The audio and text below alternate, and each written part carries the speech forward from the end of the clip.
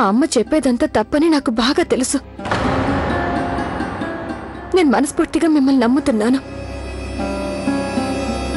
క్షమించండి. పదమ్మా.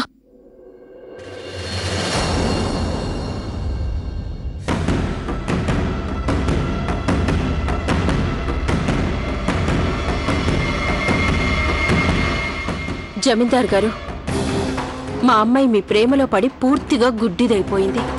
ఎదురుగా ఉన్న నిజం కూడా దానికి కనిపించడం లేదు. కానీ అసలు నిజం ఏమిటన్నది మీకు తెలుసు, నాకు తెలుసు.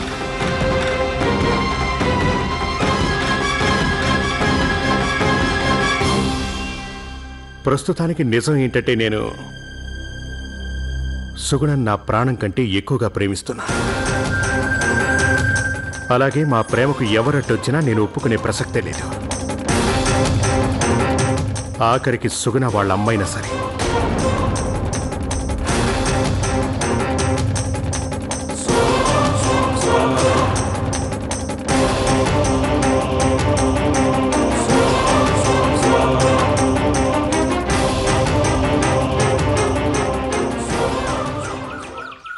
అయ్యో, నిన్ను నమ్మించడం ఎలా? నేను త్రివిక్రమ్ జమీందార్ గారిని చూశాను, అక్కడ పిల్లని కూడా చూశాను. నువ్వు చెప్పేదంతా నమ్మి నేను రీవా మంజిల్కి వచ్చాను. నీ మాట నమ్మి ఆయన భవనానికి వచ్చాను. అక్కడ నాన్న ప్రశ్నలు అడిగాను. కానీ చివరికి ఏమైందమ్మా?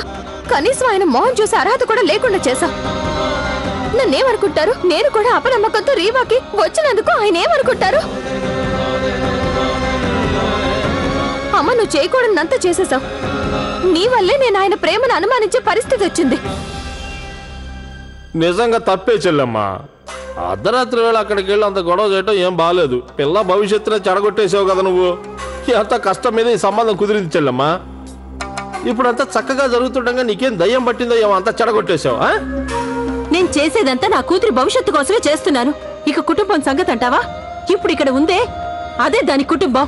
సప్తపది అయిన తర్వాతే పరాయి పిల్ల అవుతుంది. ఏదో 4 తీయని కబుర్లతో కాదు.